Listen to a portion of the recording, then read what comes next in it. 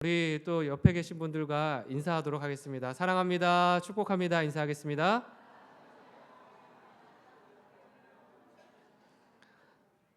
네, 뭐 시키지 않았는데 뭐 손을 펼쳐서 축복하기도 하고, 네, 좋습니다. 우리 앞뒤 옆에 계신 분들에게 한 번 더 인사할 때 이렇게 인사하겠습니다.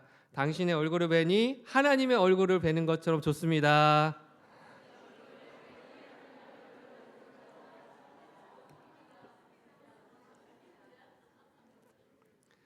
네, 감사합니다. 뭐 딴 거 잘 안 들리고요. 좋습니다. 뭐 이런 네, 멘트들만 크게 들리는데 서로를 바라보시면서 좋아하고 또 기뻐하시고 즐거워하실 수 있었으면 좋겠습니다. 네, 특히 오늘은 이제 매달 셋째 주마다 모두 사랑한 데이로 함께 모이고 있는데요. 이 교구별로 또 구역별로 함께 모여서 교제 나누실 때에 사랑으로 하나 되는 모든 교구와 구역들 되기를 소망합니다. 이제 사랑하면 떠오르는 참 많은 노래가 있습니다. 근데 저는 설교 이번에 준비하면서 사랑으로 포인트를 잡고 또 이제 같이 말씀을 나누면 좋겠다 해서 이제 준비하는데 문득 이렇게 오래된 노래 하나가 떠올랐습니다. 어떤 노래냐면요, 도시 아이들이라고 하는 그룹의 텔레파시입니다. 아시나요? 네, 모르는 분이 계신 것 같아요. 저도 아는데, 네, 모르는 분들이 네, 이러지 마세요. 네, 이 가사가 이렇습니다. 한번 가사 한번 띄워주시겠어요? 눈빛만 봐도 알 수 있잖아. 네, 이거구나 하시는 분들 계시죠? 옷깃만 스쳐도 알 수 있잖아. 손끝만 닿아도 짜릿하잖아. 너는 지금 무엇을 생각하고 어디에 있니? 말을 안 해도 알 수 있잖아. 서로의 기분을 우린 읽을 수 있어. 불타는 사랑 만질 수 없어도 우리 가슴속은 뜨겁게 타오르는 불꽃. 아하, 러브 텔레파시. 소리 없는 느낌. 아하, 러브 텔레파시. 자, 어떤 노래인 것 같으세요?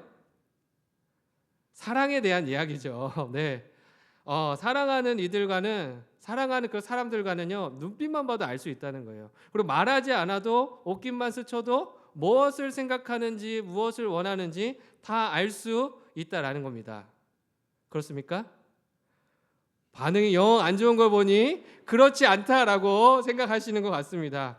그래서 굉장히 이상적인 이야기처럼 보이는데요. 집에 있는 남편 혹은 아내를 한번 떠올려 보면 어떻습니까? 정말 눈빛만 봐도 알 수 있습니까? 절레절레 네, 절레절레 하시는 분들이 많은데요. 혹시 나는 잘 맞는다 하시는 분 계세요? 네, 한 분 또 소심하게 한 분 이렇게 들었는데, 네, 뒷조사 한번 하겠습니다. 또 있으세요? 없으시군요. 네, 그렇네요. 네, 많이 없더라고요. 이렇게 항상 이렇게 물어보면 많이 없으세요. 그래서 TV 프로그램도 보니까 오은영 씨가 하는 금쪽 상방송가 거기 이제 프로그램 나왔는데요. 요리 연구가 이혜정 씨가 나와서 자기 남편을 소개하기를 이렇게 이야기하더라고요. 제 남편은요, 로또 같아요. 맞는 게 하나도 없어요. 네, 하나부터 열까지 맞는 게 정말 하나도 없습니다. 오늘은 맞으려나 내일은 맞으려나 안 맞더라고요. 네, 영원히 안 맞을 것 같아요. 이러면서 네, 우스갯소리로 하면서 이야기하는 것을 보았습니다. 이게 이혜정 씨만 그렇습니까?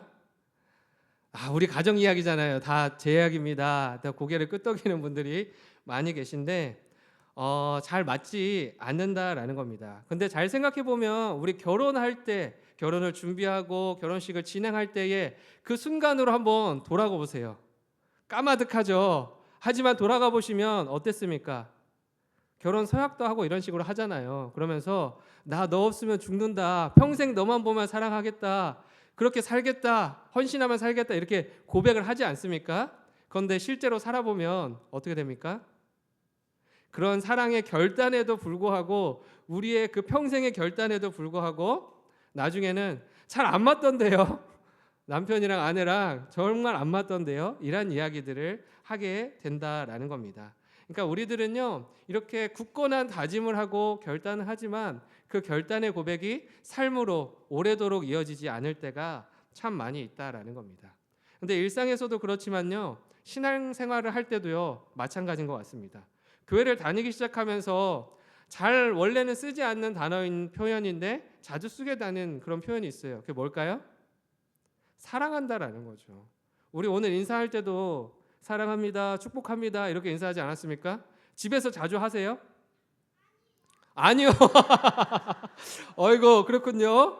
네, 아이들은 진실합니다. 아이들의 입에서 나오는 거는 정확합니다. 그래서 많이 하실 수 있었으면 좋겠고요. 이게 잘 안 한다는 거죠. 그러니까 교회에서는 근데 오면은 권사님, 집사님 사랑해요, 축복해요 이러한 이야기들을 한다라는 거죠. 그러니까 교제가 조금 이루어지고 조금만 친해져도 잘 몰라도 예배 자리에 오면 그런 이야기들을 쉽게 주고받는다라는 겁니다. 근데 우리는 그렇게 쉽게 주고받지만 실제로 이 친하다는 것과 사랑한다는 것은 전혀 다른 차원이다라는 것을 우리가 기억해야 됩니다. 사랑한다는 것은요, 나의 모든 것을 다 주어도 아깝지 않은 그런 관계에 있는 사람이다라는 것을 증표하는 거거든요. 그렇기 때문에 여러분들이 사랑한다, 축복한다 이야기하셨을 때는 내 옆 사람에게 내가 정말 그 정도로 당신에게 모든 걸 내어주고 헌신할 정도로 섬김으로 사랑으로 품어줄 정도로 큰 사랑이 있다 이렇게 고백하신 거라는 겁니다. 그렇기 때문에 매 주일마다 또 부서에서 주어진 곳에서 이런 고백을 하실 때마다 내가 진짜 이 사람을 위해 모든 것을 내어줄 수 있는 그런 사랑이 있어야겠다 그런 마음을 품으셨으면 좋겠습니다. 정말 우리가 이렇게 사랑을 고백하는 것처럼 서로를 사랑하고 이 사람이 날 진정으로 사랑한다는 걸 믿고 있는다면 아마도 우리의 신앙생활은요 조금 더 편해질 겁니다. 더 나아가서 우리가 살아가는 일상에서의 삶도요 더 편안해질 겁니다. 왜냐하면 나를 믿어주고 나를 사랑해주는 그러한 사람들이 교회에 있구나, 내 주변에 있구나 이러한 마음을 들면서 내가 하나님의 말씀대로 하나님의 자녀대로 그렇게 따라서 살아가는 것이 어려운 것이 아니라 함께 걸어가는 길이구나라는 것을 생각하면서 이 세상을 이겨낼 용기가 생겨나게 된다라는 겁니다. 근데 불행하게도요 그러한 관계들이 우리 안에 많이 없다라는 겁니다. 일상에서도 그렇고요 교회 안에서도 참 많은 사랑을 고백하지만 실제로는 그러한 깊은 관계로까지 나아가지 못할 때가 있다라는 겁니다. 그리고요 또 우리는 누군가가 그렇게 도움의 손길을 사랑의 손길을 내밀었을 때 그것을 온전히 받아들이지 못할 때가 있어요. 온전히 신뢰하지 못하고 받아들이지 못해서 여전히 불안해할 때가 있다라는 겁니다. 그렇게 되면요 하나님께서 우리를 위해 예비하신 사랑의 관계를 통해 주시고자 하는 그 놀라운 일들을 우리가 누리지 못한다라는 거죠. 한 목사님의 이야기인데요, 한 목사님이 이렇게 이야기하더라고요. 교회에서 여러 해 동안 정직하게 사업을 해왔던 권사님이 계셨는데요, 그 권사님이 어느 날 갑자기 찾아왔다라는 거예요. 그러면서 요즘 제 사업이 많이 어렵습니다. 그래서 무너져 가게 생겼는데 목사님 기도 좀 해주십시오 라는 겁니다. 당연히 목회자니까 열심히 기도해드리겠습니다. 그리고 제가 더 나아가서 다른 성도들에게도 좀 합심 기도를 해달라, 중보 기도를 해달라 요청을 하겠습니다 했더니 권사님이 펄쩍 뛰시더라는 거예요. 그러면서 뭐라고 했을까요? 손사래를 치면서 아무에게도 말하지 마세요. 제발, 절대. 그 누구에게도 말하지 마세요라고 이야기했다라는 겁니다. 그러면서 목사님이 정말 다른 사람에게 얘기하면 저 이제 교회 못 나와요. 이런 식으로 이야기했다라는 거죠. 그러니까 뭔가 사랑을 나눠주고 사랑과 믿음의 관계로서 더 깊이 나아가야 되는데 그것을 받아들일 준비가 되어 있지 않다라는 겁니다. 또 그것으로 인한 상처들이 너무 많아서 혹 누가 이야기해서 퍼져나가면 어떡하지? 또 그걸 인해서 나를 이상하게 생각하면 어떡하지? 이러한 불안함들이 있다 보니까 더 깊은 사랑과 믿음의 관계 가운데에 그 아름다운 공동체의 관계 가운데에 나아가지 못한다라는 겁니다. 그런 것을 봤을 때 세상에서나 교회에서나 그것을 신뢰하지 못하고 사랑으로 하나 되지 못하는 모습들이 여전히 존재한다라는 거죠. 그러나 하나님께서 우리를 이 교회로 부르셨고 이 교회 공동체 가운데에 함께 모이게 하신 이유가 무엇이냐는 겁니다.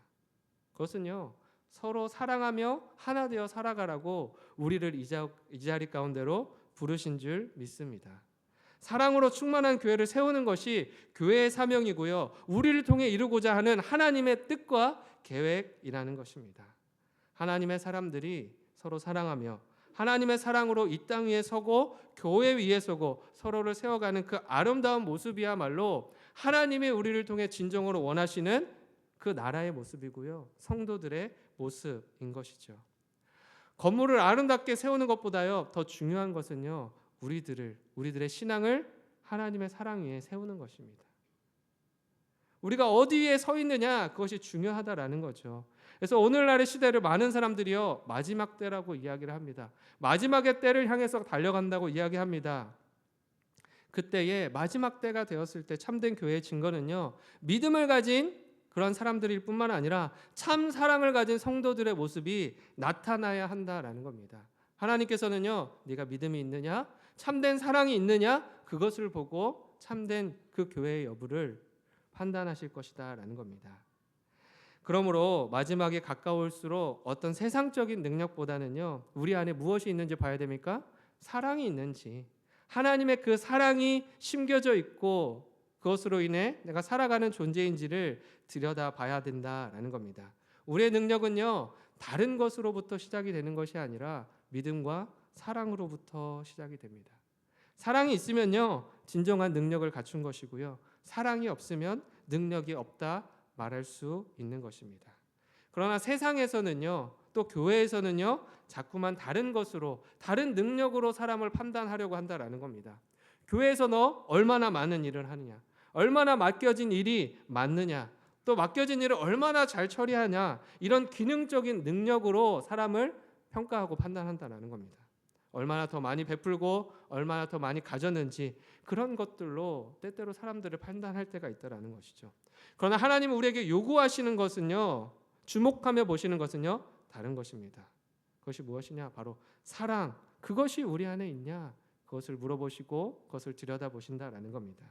오늘 말씀 4장 7절 8절도요 이렇게 이야기합니다. 함께 읽겠습니다. 시작. 사랑하는 자들아, 우리가 서로 사랑하자.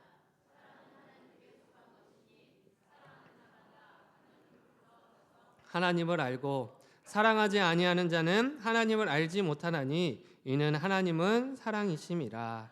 아멘. 하나님을 아는 사람들에게는요, 그 하나님의 사랑이 나타나야 된다라는 겁니다. 사랑이라는 본질을 가진 하나님의 형상을 닮았다면요, 그 안에 사랑이 담겨 있어야 한다라고 이야기합니다. 그 사랑에 속해 있을 때만 우리가 하나님을 아는 것이고 아는 대로 살아간다라고 말할 수 있는 존재들이라는 겁니다. 그렇게 하나님 사랑에 속한 자들이기에 우리를 통해 그 사랑이 흘러나와야만 하는 것이죠. 그러지 않는 사랑은요, 의미가 없습니다. 그러지 않는 사랑은요, 결국 고여서 썩은 냄새를 풍길 뿐입니다. 진정한 사랑은요, 가둬두는 것이 아니라 흘려보내는 데 있습니다. 여러분, 오늘 이 시간 우리는 진정한 사랑을 하고 있습니까?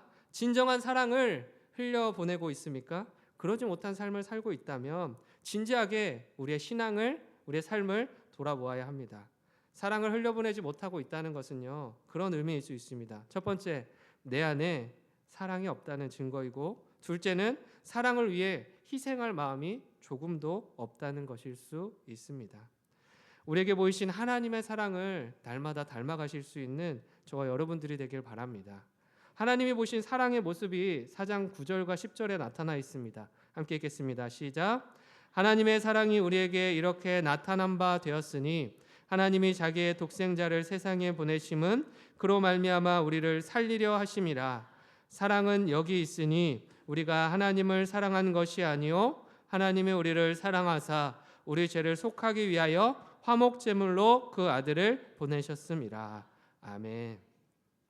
하나님께서 그 사랑을 보이시고 흘려보내실 때 나타나는 몇 가지 특징이 있습니다. 첫 번째는 무엇이냐면요, 하나님의 사랑은요, 사람을 살리는 데 목적이 있었다라는 겁니다. 사랑은요, 내가 좋아하는 것을 얻거나 차지하기 위해 주신 마음이 아니라요, 내가 원하는 것을 위해 사용되어지는 수단이 아니라 사람을 살리는 데 사용하라고 우리에게 주신 하나님의 본질적 속성이자 능력이라는 것입니다.